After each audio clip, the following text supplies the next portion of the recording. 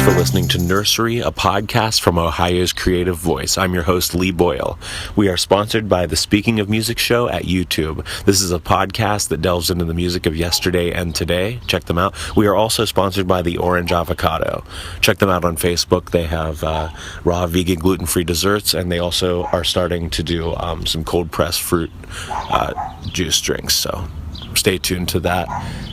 Make sure you go to thirdclass.net. Check out my music with my band Third Class. Buy a record, buy a t-shirt, donate some money. And then if you want to laugh, go to bullskit.com and check out Bullskit Productions, my comedy troupe. We don't go do live shows, but we have a bunch of online YouTube comedy skits that you'll probably appreciate. You'll find one that you like, if not more. So make sure you do that. And if you yourself would like to sponsor an episode of Nursery or more episodes than just one, make sure you email me at clograve@gmail.com, CHLOEGRAVE@gmail.com, or just go to thirdclass.net and go to the contact form there and find us. Thanks again for listening.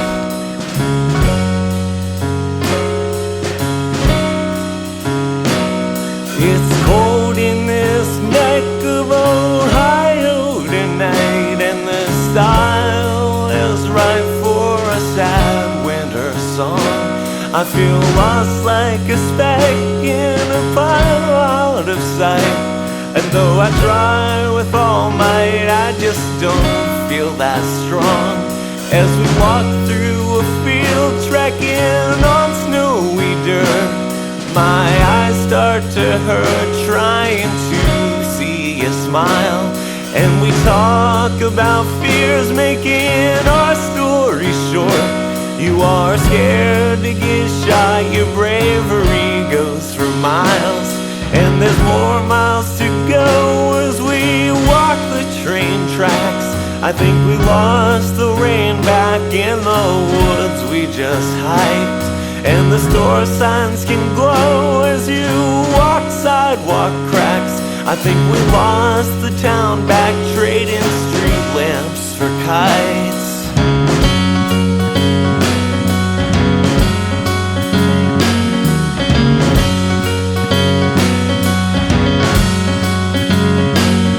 The nursery and all of the trees cross over the dark, and some old parking lots hold my whimpering thoughts, and I'm on the next train. You and me, can't you see what this means?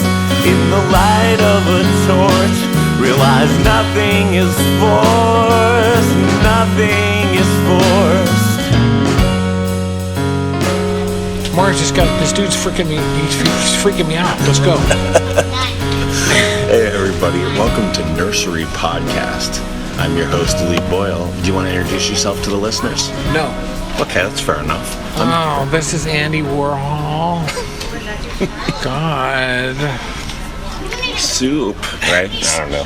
Anyways, this is Chris Yambar. He's my guest today. Youngstowners who are listening might know the name as far as an association with visual art.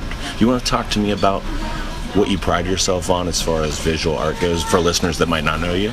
I'm what Dr. Zona called 30 years ago, an emerging class of neo-popism. Okay, which was not quite pop. It was the next stage in the development of pop art. And you know what? He was right again. Ooh. Yeah, so that was about 3,000 paintings ago. Oh, wow. Yeah, I'm kind of relentless. Mm-hmm. And not only do I create pop art, but I'm also involved in the comic book world. Oh, that's interesting. Yes. Yes. Hi. Oh. How fresh is it? Very fresh. Has it been arrested? Oh, what? Yeah, I want it so fresh it's been arrested. Do we need a couple minutes, or do we know? It's up to you. What kind of baked goods you got? Baked goods? Yeah, you got some cookies. There's a little list right there of all of them. I'll grab you I'll one. miss some. So, Cookies, what do you got? cookies? Okay, that's easy. I have sugar cookies. I have oatmeal raisin, and I have chocolate chip. That's the cookies. I'll take an oatmeal raisin. Okay, with icing or without? Without. Okay. Just chocolate chip cookie if you've got it, Sure. please. Thanks. Yeah, no Appreciate problem. it. No problem. I'll take a lot of cream in my coffee too. Do you? Yeah, no problem. Thank you for doing that. Oh yeah, and of course, no problem. So back to the comics. Yeah, go for it. Tell me about I them. work as an independent creator, you know, with my character Mr. Beat, B-E-A-T. Okay. And that character's opened up every single major door for me. Matter of fact, I didn't realize it, but I have a lot of people who are working with mainstream characters. Okay. One of them was this guy who was a big fan. He happened to be the creator of The Simpsons. Yes, I've heard just inklings of this. Explain this to me. And Matt Groening was expanding his comic book writership. And he said, we need new blood. And he said, well, who do you have in mind? He says, that Yambar. He said, he's funny and he's subversive, that beatnik guy. He said, do you think he'd write for me? Really? So, of course, the answer was, sure. Yeah, that's the answer. So how did he know have your name to pick out of his Rolodex? He was buying my comic books from his comic book shop, his shop. So it was just that he was hanging out and was putting them and was grabbing them from the shop. Yeah, he was That's buying great. them. I see. I think the real lesson is, and I did all of it from Youngstown, Ohio. You know what I mean? Well, And that's great to hear. You know, you don't hear that very often. Thank you. you don't, because people quit. They use where they're at as an excuse for failure. You know. Oh, yeah. And I think that's bullshit. That's right. I think you're a success or a failure where you're at. It's a mindset that you make in the morning when you get out of bed. You know what I mean? Yes. What are you going to be? What are you going to accomplish? What do you want? What do you want to do? You know, people say, "I got to work. You don't understand. I got bills to pay." You're the only one, man. You're the only one with bills to pay. Nobody ever did that before. Everybody does that. So you pay your bills. Big wah. And at 5:01, real life begins. You move to vampire mode. You know what I mean? You start. You know, I mean, my God, I got up every morning at 6 o'clock in the morning, and went shit, shower, shave, and I went and I parked cars and I did every junk job I possibly could do, and I worked doing courier work and everything that I possibly could do here in Youngstown, and to make some type of money.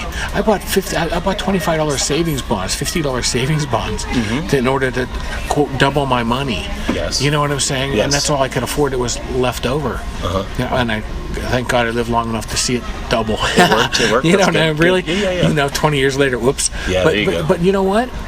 I didn't have to do anything to make it happen. I just threw it in a drawer. Yes. And put my socks on top of them. Which is hard enough to do sometimes for people. Yeah, They just got to think about it. It's just a little bit of something that you do for you. But the point was that 5 o'clock came the same time every day. So I did what I needed to do. And then from 5 until whenever, okay, I managed to do a minimum of 100 paintings a year. That was my goal. Okay, I ran an art gallery called the Banana Rodeo Gallery, not just for myself, but for other artists who were of the same mental, art understanding, progressive, that stuff that doesn't match the couch type artwork. And then I also set up a small comic book imprint, and that evolved to the point where a little cartoon began to take life, and Mr. Beat was born. And through all my life, I studied everything I possibly could on printing and distribution and advertising and everything I possibly could to propel that book forward. And had I not done it, that guy might not have seen Mr. Beat. That's right. And I took my money and I bought airplane tickets, you know what I mean? And I went and I was, cost be damned, I went all over the place and I peddled Mr. Beat around like that was the only thing I ever had to sell my entire life. That was the end of the world. That was the antitoxin, you know what I mean? That was the... Yeah, definitely. And it worked. That's good. And it worked. And I always had mugs because people drink coffee out of coffee mugs. Utilitarianism, right? So every time I met somebody who had anything to do with that guy, Matt Groening, The Simpsons, I gave them a mug, and I gave a mug to them for Matt Groening. I don't know how many got to him, but apparently I was told some of them did, because he was drinking coffee out of a Mr. Beat mug every morning. Positioning. There you go. Had I not invested in myself, and had I not blindly believed, I would have had nothing. That makes sense. To your point about people blaming the place they're in to possibly hinder their art. Once or twice I've recently run into people who have moved to Ohio from Los Angeles. And it's not to say that they're in any better position necessarily, but they seem to enjoy the creative edge that people have around here because they do a certain amount of legwork that maybe people don't do in LA. I don't know if that's true, but this is just kind of me relaying what I've heard. And it seemed like maybe Ohioans tend to have an edge if they go out to LA. So then a couple LA people wanted to come here to see the arts community. So I was excited to hear that. I'm sure that's not some large amount of people saying that, but it was kind of interesting. I had a friend of mine. I miss him. He went all California and moved back. But he moved here from Los Angeles. That's a true story. And he came here, met his wife, got an education at Pittsburgh Art Institute, helped me run the art gallery, helped me run a 7,500 square foot, well ahead of its time, artist co-op called Art Attack Studios, downtown Youngstown. And, oh my God, his name was Mark Planget. And I miss him, I love him, but we're on different brain waves right now. And hopefully I get to see him again before I die. Yes. And before he dies too. Yeah. You know what I mean? But what year was that?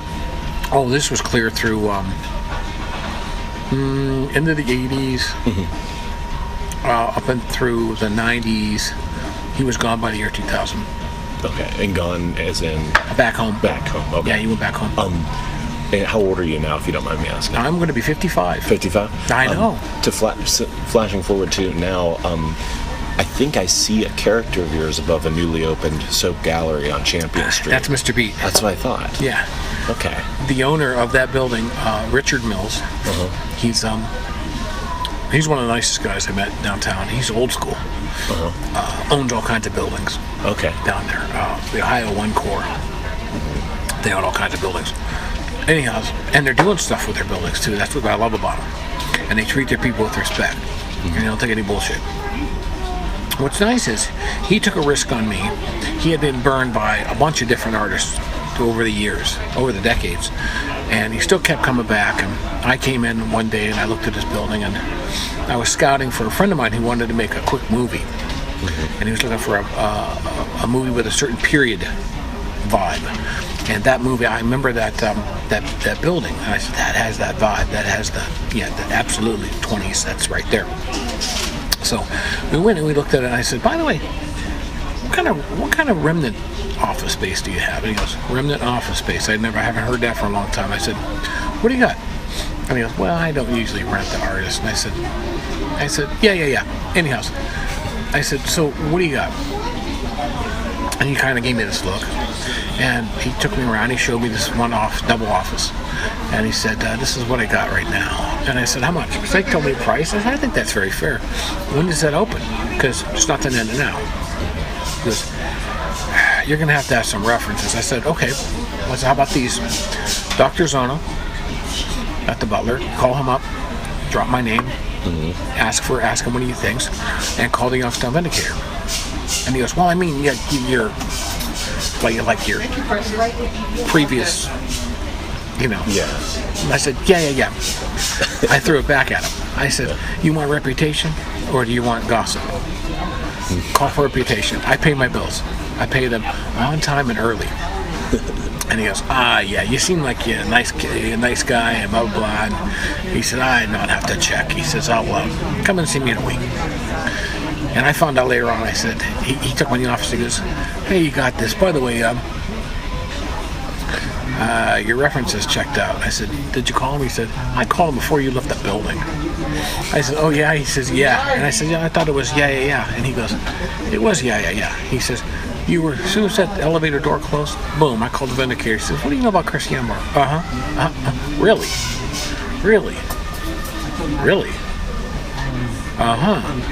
He says, I called up the butler, and he says, really? He's for real. This is for real. He says he pays his bill. He pays his bills. He's for real. Anything he says to me is, you could take it to the bank. Okay. All right. He said, I got burned by a bunch of different artists before in the past. Sure. And he says, I was there like 10 years. Mm-hmm. And he said, we both cried when I left. He was the best landlord I ever had. When you left? Yeah, when I left that building. And when was this? I left last year. I had to leave. This was long ago. Yeah, it was long ago. Are you talking about the same building that was the soap? Are you talking about the soap? That was right across the street. Across the street from the Ohio 1 building. Ohio 1. I'm sorry. He owns and lives in that building that the soap gallery's in. Right. Okay. He had a window that fell out. Just fell out. And he says, I got to do something about that. I got to put a new window in and blah, blah, blah. He says, I'm thinking of just throwing a board up on that thing and, hey, do you want to do something on there? You want to do a piece of artwork to put in there or something like that? I said, what do you want? He said, I don't know. You got the coffee drinking, that beatnik guy. I said, yeah, I got it. When do you need it? He says, I don't know, a couple of weeks. The next day, the thing was done. Mm-hmm. And I put on 3-4, waterproofing coats and stuff like that. So it's funny to watch people that come downtown, because they'll come through and they'll say, oh, I love that building. It's all hand painted. That whole side of that building's it's like they did a painting of a building on a building. It's really cool on the soap gallery, and they look up and wait a minute. That's that little beatnik guy. That's Mr. Beat. Just leaning in the window, having a cup of coffee. There he is. Yeah. Watching you. That's pretty cool. Absolutely. It's his town. Yeah, man. It's Youngstown. That's Mr. Beat's town. That's pretty awesome. When you mentioned the reference thing, it's interesting now. What year did you move in? You said you'd been there for 10 years or longer? Yeah, subtract 10 years. 10 years? Because it's funny, just kind of a little bit off topic, but the reference thing, now people in any walk of life, if they just getting a job in the medical, whatever, I noticed that their references are buddies now a lot.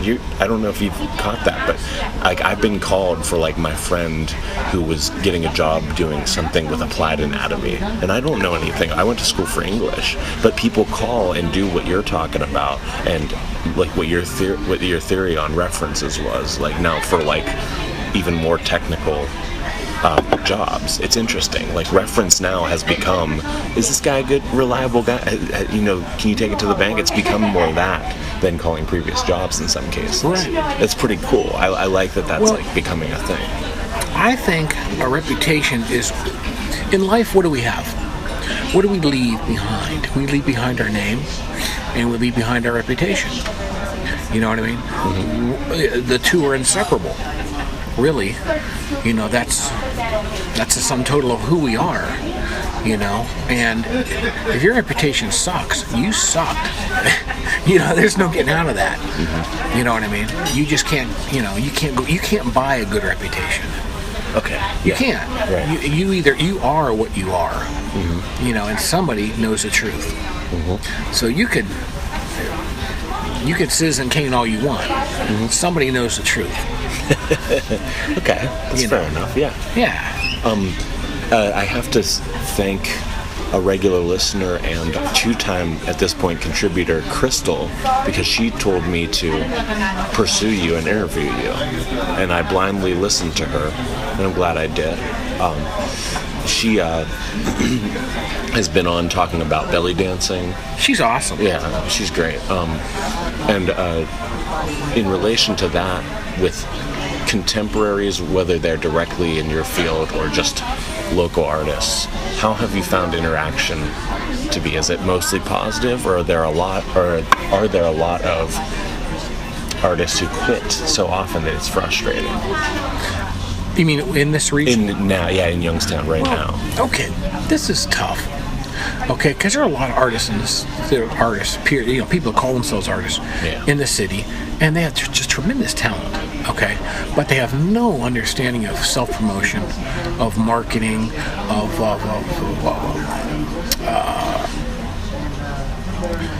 professionalism. They really don't get it. And I'm not talking about, you have to work at this 24/7. Like you have to be, this is it. This is all you do, exclusively. Again, I take back the 24/7 because, you do. Right. But it sounds to me like you're speaking more about they don't understand how to get their potential fans from point A to point B. Well, exactly. See, you don't, I don't want to say this, marketing. They don't understand how to market. Advertising is only for the immediate. Like when you have too much of something, you need to advertise to get rid of it. You need to liquidate X amount. When you market something, that's long-term forecasting. Okay, that's what businesses do. Okay, they don't know how to brand themselves. They have never been put the agent hat on. They don't know how to agent themselves. And really, it is essential. But I catch a lot of shit from artists who feel like I'm a sellout. I says, oh, you mean I don't have any bills? Is that being a sellout? Because yes, I am a sellout, if that's the case. Does that mean that you come and see a show or you come and see me somewhere and you see the word sold out? Well, then, I'm a sellout. Then I am a sellout. In a literal sense. Right. Does that make you hate me? Good. Hate me. I do seminars about how to get the artist professional mindset. Okay, how to handle yourself professionally. Certain things you have to be honest about yourself. Are you a hobbyist? There's some really talented hobbyists out there. Are you emerging? There's some really talented emerging people that are out there. Are you semi-professional? Are you professional? Do you have a rat's ass of ever being on the cover of Art in America? Why should you be? Are you taking any risks? Or are you just going to the parties with a bad haircut? You know what I mean? Because there's a lot of that. There's a lot of that in Youngstown. There's a lot of. Are you an artist by nepotism? Are you? Do you just like starving and beating yourself up and saying you're an artist? Do you just like drinking too much? That doesn't make you an artist. You know what I mean? Looking scary. You know what I mean? You can't run around and just say I'm an artist. Any more than you can say I brushed my teeth today, so I'm a dental hygienist. That doesn't make any sense. I went to McDonald's, so I'm a hamburger. That doesn't make any sense. Do you have a body of work that accuses you of being an artist? Okay. Are you relentless? Are you exportable? You know what I mean? Do you have a line of people who are waiting for work? Not because you're slow and you're a sluggard, right? But I mean, do you have? Because you're in somewhat of some demand. Yeah. I mean, is that possible? Is your work in demand? Do people look at your work without a signature and say, "Oh, that's a buyer's door for it"? You know what I mean? Do they see that? That's a Yambar. That's a Tony Nicholas. Can they see that clearly? You know what I mean? Or are you only kidding yourself? There's artists who are, and there's artists who want to be. And there's artists. I sat on a curb once and talked to an artist who told me he hates the public. He hates the public. They've never done anything for him. and he hates the gallery system. But he shows his work at galleries. He doesn't like to be a part of other group shows with other artists. He doesn't like to. Everything he did was everything he told me was contradictory. Yeah. And I asked him. I said, "Can I ask you a personal question, friend?" And he said, "Yeah." I said, "Where do you make your money?" "Oh, I get grants." I said, "Oh, do you?" I said, "Do you get Social Security?" He goes, "What? Do you get it? You get SSI specifically?" And he goes, "Well, what's that got to do with it?" I said, "Who do you think kicks up that money for you? Every dime of it. Who do you think? Rub the lamp. Come on." "Well, yeah." I said, "The general public, guys, taxpayers. Ready? You're gonna love this. Ready? Taxpayers like sellouts like me. I pay my taxes every single year so that you can bitch about what a sellout I am. And so that you can scratch your balls on the street corner and drink coffee that I bought you." I said, "How do you like that?" I said, "Is that fair?" And then you could complain. You could sit around and complain about, how nothing's fair. The gallery system doesn't work for you, but you need to have shows in galleries. What? And the public is just a bunch of vipers, and they've never done anything to help you with your career. And why don't you do something that will sell to the public? What? Oh my God! You know what? I said, "What does the public like?" "They like nudes." "Do some nudes." "What's the matter? Can't find a woman that'll trust you to model for you?" Personally, I couldn't blame her. You know what I mean? Really. Maybe you're maybe you need to find some woman with no ideals. You know what I mean? Yeah. That'll model for you. Me, I have women with very high ideals that'll model for me. Well, wait a minute. What are you trying to say? I said, "I think I said it. Go home. Think about it." Mm-hmm. And I said, "But just remember, every dime in your wallet came from me, and all these people that are walking around in downtown Youngstown right now. You owe everybody a thank you. You should be grateful for the air that you breathe. That's free." So, Well, I mean, I have to admire that because big baby. when people make art, it's obviously not just for them. They don't need to act like that. No, it's they don't. obviously they're trying to get something for somebody else to react to and so, get some emotions going for the public. And I come from a small local band, and so I end up falling into. I'm not complaining about anybody in particular, but I would end up, on our way up. We started in 1999, and on our way up, we ended up. You run into people with this weird mystique that kind of plays to what you were describing, where they didn't know how to promote correctly, and they would say. It was almost as if they were like a couple sentences away from saying, "Why don't people just know when we're playing?" Is kind of that weird mystique that is not necessary in music, where you should put like a big flyer up with your big face on it and say the date and time and the place and what albums are sold and the address and the cover and it's no problem. But people look at that even as being a sellout for whatever reason, and so and I've had people like. Call other contemporaries of ours like the used car salesman of music and what just band dumb is it, things like that. I'm in a band called Third Class. I think I ran into you at a Susie show in 2015 at some point up in that little upstairs there. I think we just hung out for a moment. I don't know you that well, but usually that's all people could take of me. That was all it was. That was all it was. I ran away. No, I'm just kidding. So it's fun because on one hand you don't want people to take that mystique too far and be like, "Oh, we're musicians, why should we have to it's the venue's fault," and all that talk. Like everybody else is supposed to be catering to you and you can't lift a finger otherwise.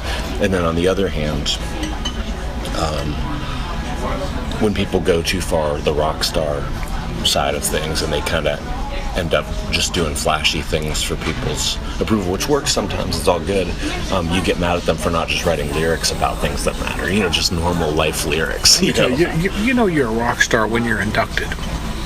Okay, that's the way I look at it. No, I say, if you're that too might damn work. lazy to put up a poster, if you can't walk around with a thumbtack and a Sharpie in your pocket, Yeah, there's some damn thing wrong with you. that's how I feel. Yeah. I'll stop promoting when I'm dead. And even then, I've got some tricks up my sleeve. Things that are in motion already. That's good. Yeah. You know, I always thought it'd be fun to have, 10 years after I'm dead, have 10 commemorative postcards. One released every single year. Get them, they're all signed, they're all collectible, and they're all predated. And they're all limited to X amount. Go get them, make a money donation, get the limited edition postcard. You know what I mean? Yeah, that sounds good. Is it comforting to you at all? Let's think way past the postcard and way past just hundreds of years after death. Okay. Is it comfortable? For me, it's a little bit comforting, and not everybody agrees with this, but is it comforting to you to know that most likely at some point there will be no trace of anything you've ever done? I'm way ahead of the curve. Most of us are. What, the curve of The things curve of going away? invisibility. Okay. Most of us are already there. But regardless of how close you are to it, is that comforting? 'Cause to me, it kind of is. Mm-hmm. You know, I don't know why. I'm not trying to be negative or anything like that, but that nothingness that eventually ensues for me feels kind of good, because then it makes, like, see, on our way out here, I trip and fall, and it's all embarrassing for some reason to me, which it probably wouldn't be, but say it was. It just doesn't matter in the grand scheme of things when I think about the dust that I'll eventually be. You know, that kind of thing. Well, It makes everything look small. you know, I almost died twice last year, Last year, okay. and once the year before that, with health problems. Okay. Like, I'll tell you, okay, this eye, this right eye, I can't see anything out of it. Okay. I lost half my vision When did you lose that? this year. This year. Oh, wow. Cheers. Yeah. Says the visual artist. You know, and I'm down to 40% right here. I'm going for injections tomorrow. I'm going to talk to an eye surgeon, and unstoppable. But anyways, I'll tell you more about that later. Okay. But the reason I say that is because here today, gone tomorrow. You know, I've come to grips with the fact that I'm OCD as a collector. Certain things that are long since ghost collectibles find their way to me, and have found their way to me all my life. You know, postcards from the late 1800s. I have hundreds and hundreds of them, and they're all cartoon and comics related. Oh, really? Yes, Yellow Kid items, early William Randolph Hearst promotional premiums, all kinds of stuff like this. I mean, very, very odd stuff.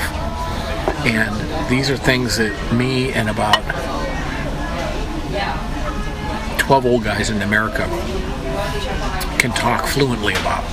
We speak this. Now, I know every single year that there's going to be one fewer voice to talk to, because I've talked to them online, and all of a sudden the conversation went dead. Now, it tells me that they're gone, and all their collections, their families don't care, or Hake's auction house got them. You know what I mean? Out in some way. Yeah. So I'm like, I better call Hake's and find out what got turned in. It'll complete my collection, where my stuff will go. Yeah. The Chris Yambar collection just came in, and we're really happy to and that's my immortality with that. But we don't keep anything.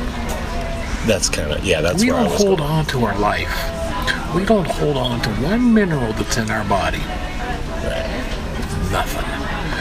You know, I mean, our body is constantly shedding skin and gases and fluids and everything. It's like blowing up continually. You know what I'm saying? And it's like we're shedding the mortal coil 24/7. You know what I mean? And Your observations are spot on perfect. And why wait for 100 years? Yeah. You know what I mean? Yeah. All the artificial preservatives that are going on, those are the things that are keeping us. If we ate more natural foods, shit, I think we'd be dust in the wind. You know what I mean? We'd be done. Oh, yeah, I see what you're saying. You know what I'm saying? Yeah, There's yeah. nothing. The forensics, they come looking for us and say, oh, I think he was murdered. Where the hell did he go? There's nothing here. And they'd open up the box. You know, it's almost like I'm a big fan of old silent movies. Okay. But I know of film canisters I've actually touched with my hand. Yeah. Film I've actually touched with my hand of stuff from 1910 and 1907 and 1903 and it was never restored. You know, and I told the people, I said, you had to restore this stuff. I said, oh no, it's fine. I said, no. Madness. Okay, the guy dies. They can't find the film canisters now. Or they found the canisters, didn't find the film. You know why? It went up in smoke. Oh, yeah. It's gone. And it's happened with so much newer things than that, I'm sure. Just when people have misplaced a master of something of some sort. No, I mean, it actually, silver nitrate. Oh, I'm sure it actually physically just goes away. Yeah. And there was only, and the one thing I touched, there was only one copy of it anyway. Was there? Yeah. Edison's Frankenstein, a film that I got to do a movie adaptation of. You know what I mean? Mm-hmm. And visual adaptation, and went right up in smoke. Really? They don't know where it's at. Can't find it. It's crazy. It's madness. It is. Yeah, and I read a quote, I think it might have been from a book called Go Down Moses by William Faulkner, and I think something opened, I get the quote wrong sometimes, but I think an opening line said something about the main character owned no land because he knew that no person could ever truly own anything. You know, it was something cool like that. Yep. And that kind of makes me think of that because right. Yeah, and like you said, I think you're totally right to do all you can to preserve. Like it's not a reason to give up by any means, but there's comfort in knowing that at some point it'll all be gone. Mm-hmm. but that's not by no means any. You know, that's not something that makes me inclined to speed the process up. Right. Just so as not to confuse listeners, it's just something that overall makes you feel like, okay, don't hold on too tight to any one thing. Mm-hmm. Yep. But what was it like? Let me ask you just one more question because this, I think I got a lot from you, and I think our listeners, I tend to imagine are Northeast Ohioans who are creative in some capacity. That's who I've gotten feedback from the most. Okay. And this is basically a podcast that it basically just is some sort of little offshoot from the band, or we do a couple little comedy skits and stuff like that. So it's always on our website and stuff. And so it usually goes to creative people. But one thing that I always go back to in everything I do is childhood. So I wanted to ask you, other than what you mentioned about working hard and, just being an artist growing up in Ohio, what was your childhood like? Were you also in Youngstown from a very, very early age, or did you come here? Or what was it like as a young kid in Ohio? I was a Youngstown boy. Believe boy, it or not, from the beginning? Okay. Yeah, I lived in New York when I was city for a very short amount of time when in the late 70s. Wow. If it's one thing to visit, it's the other thing to live there, and it really never does sleep. But Youngstown, we had a place on Meridian and was it Vestal Road? There was a farm, an old farm there, an old little horse farm. There were two little farm places there, and my great grandparents and my grandparents they purposely put them together because they had horses there, ponies, and it was the Yambar Pony Farm, and the land that joined the two. They had fruit trees, and you name the fruit, it was growing there. And when you're little, you're talking about an endless paradise. We could run for days, if you know what I'm saying. By the time we went from our house, because we lived at my great-grandparents' house, to to my grandpa's house because you got to run there to get popsicles. Fudgesicles. Boy, that's the best. But, by the time you got there, you were an astronaut, a gorilla, a cowboy, and whatever else you wanted to be.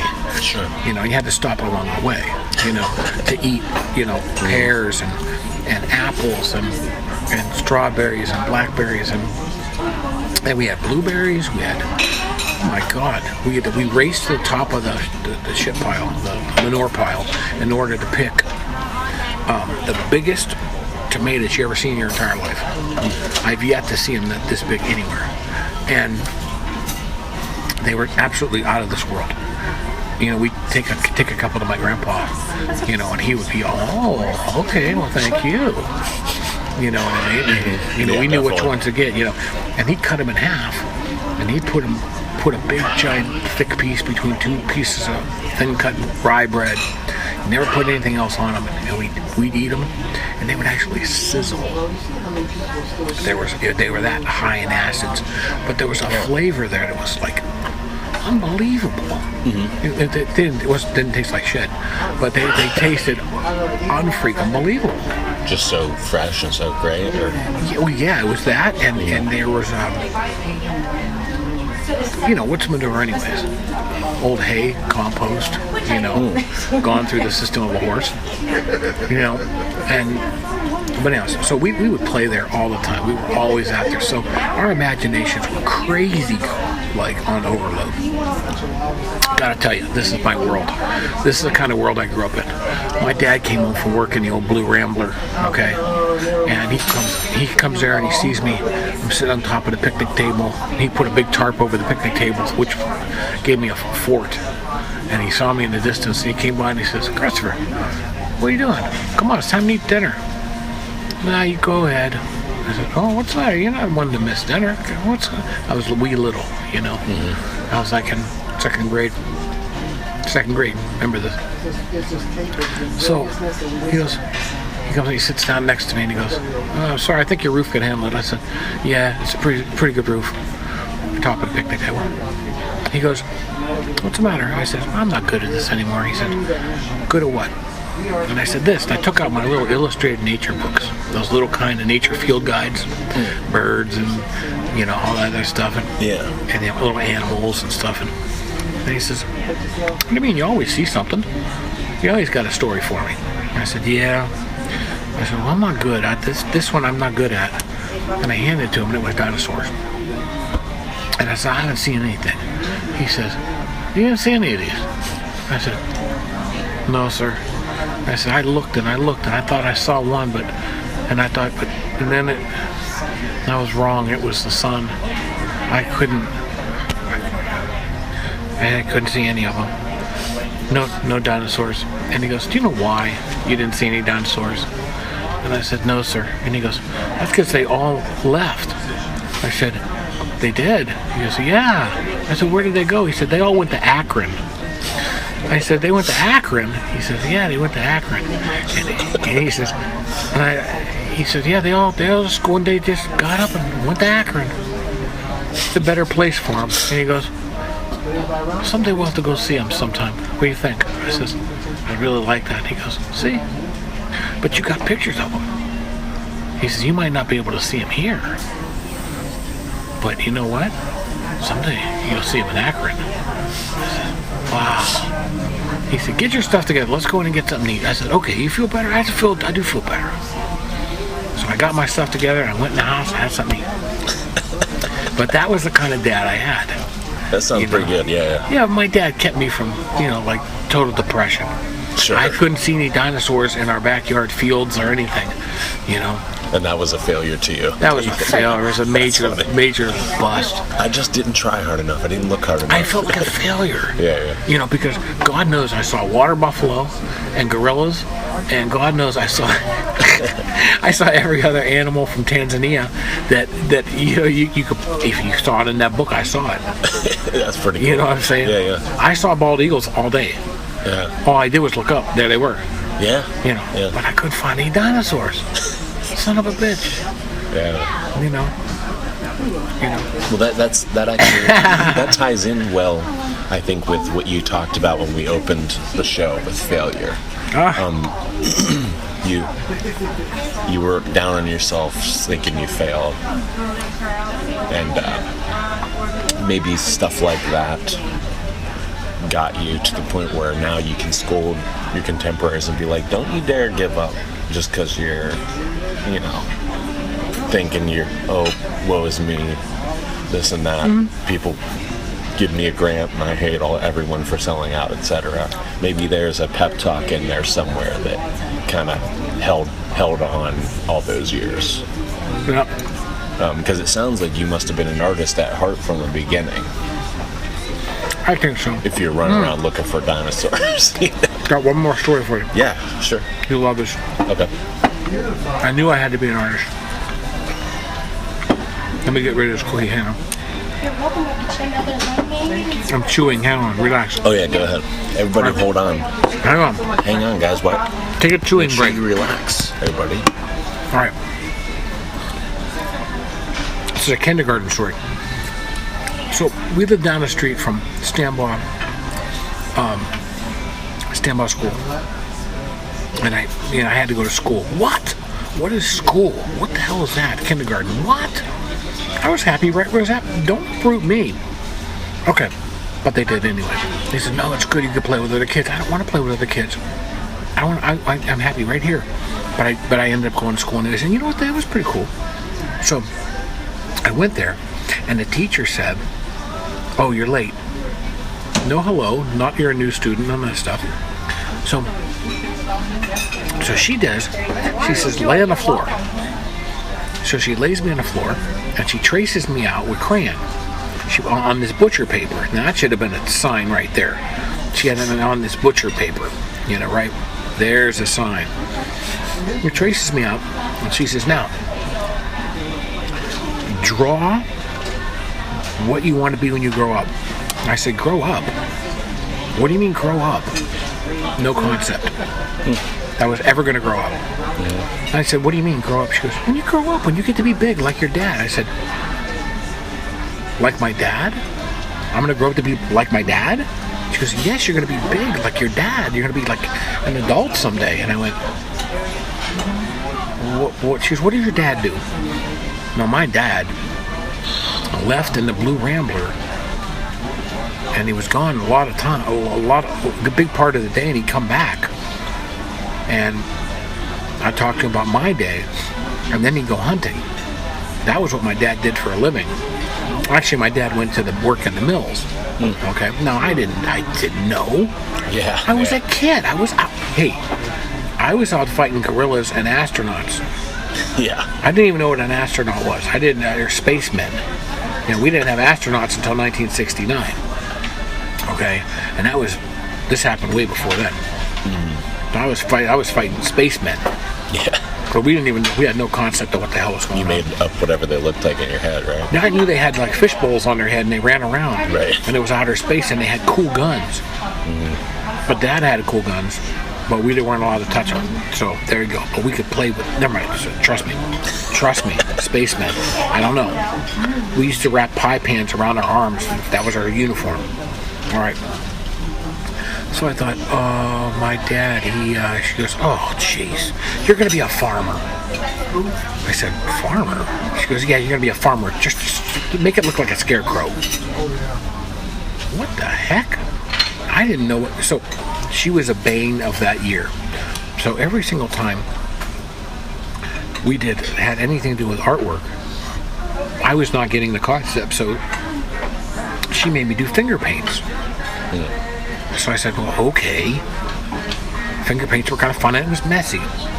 So they finally we had a parent-teacher conference and they called my mom in. And my mom was a little nervous. And they said, Mrs. Yambar, Christopher here, we're kind of concerned because look at this artwork, okay? Honey, tell your mom what each one of these are. Okay, what you did for each one of these assignments.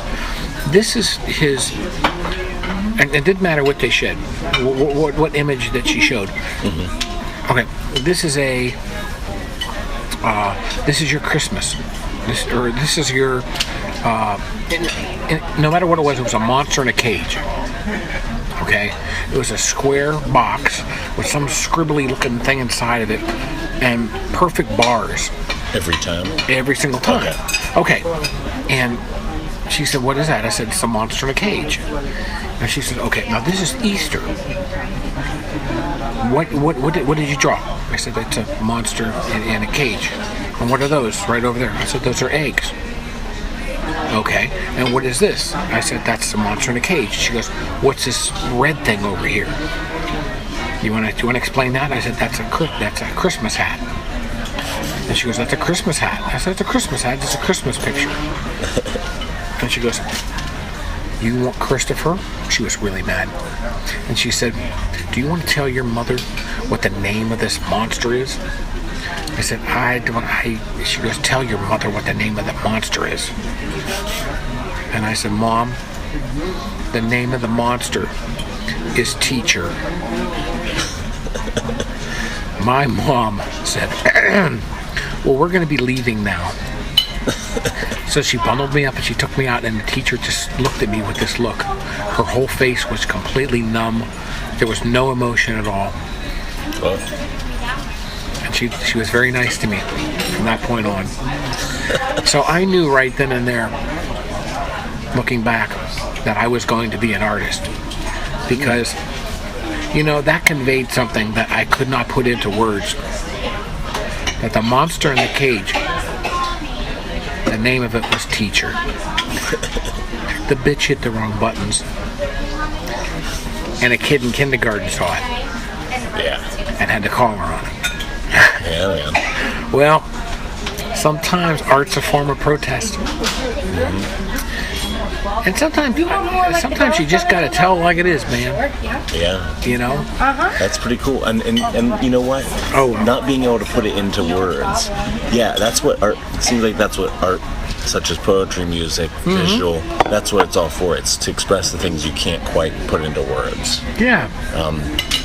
And I think that's probably a good place for us to wind down. But I like, okay, so the listeners, we can at least recap by saying that, of course, art's there for you to find something you can put into words. You can't put into words and make art out of it. And we can also say that from the beginning of this podcast, if you're listening and you're artistically inclined, whether it's, like you mentioned, a hobbyist or somebody who's semi-professional or any of the before and after of either of those or in between, don't choose failure because of your location. Unless you're a dinosaur hunter, then go to Akron. That's right. Otherwise, don't blame your location. And can you give us a nice, clean, "Look, Mom, we're on a podcast"? Can you say that for our listeners? That's our little tag outline. "Look, Mom, we're on a podcast." There you go. Imagine yourself in second grade saying that. Wow. But anyways, listen. Yeah, thanks, Chris Yambar, for being on here. It was a great conversation. I'm glad I listened to my friend Crystal and got an interview from you. She's awesome. Yep. And any last thing you'd like to impart to listeners, feel free. Oh, I hate to put you on the spot, but if there's any last thing to add, do it. Advice, anything. You see a comic book show coming in your neck of the woods, you're an Ohio listener, be looking for me. I'll be popping around this summer. I'm coming back on the convention trail. That's important. Where can they find Chris Yambar? Where can they find you online? Oh, Facebook. Chris Yambar. Show me your face. Chris Yambar. Yambar. Yambar like Jambar, but spelled correctly. All right. Thank you. Hey, I'm the guy who looks just like me. Yeah, look for him. That's right. All right, guys. Thanks for listening. Everybody have a good day.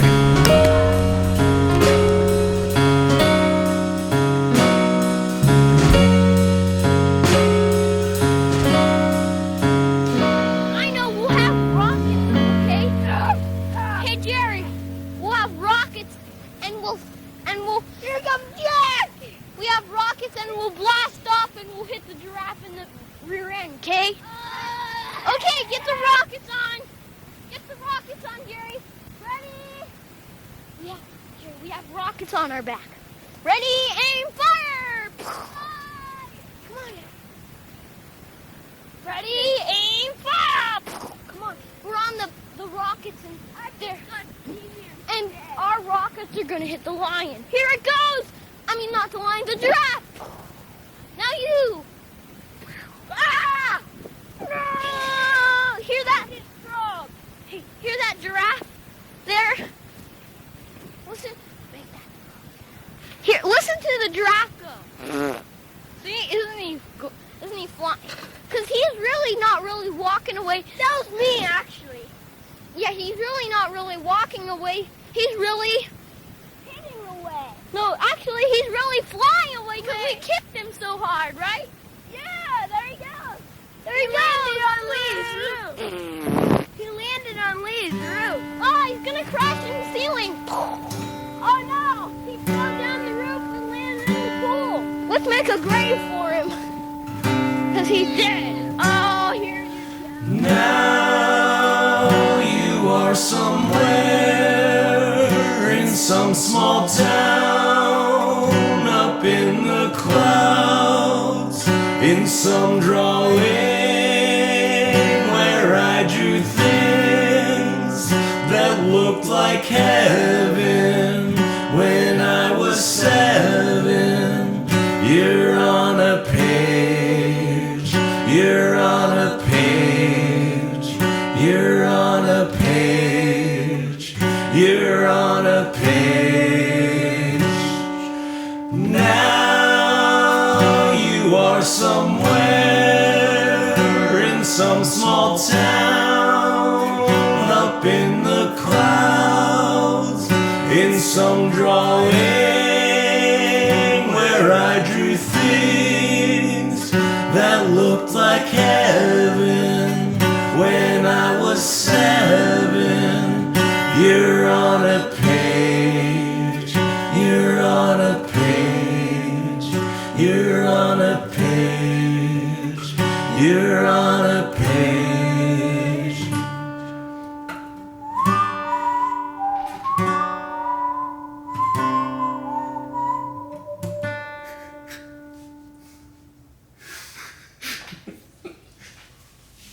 Sounded nice.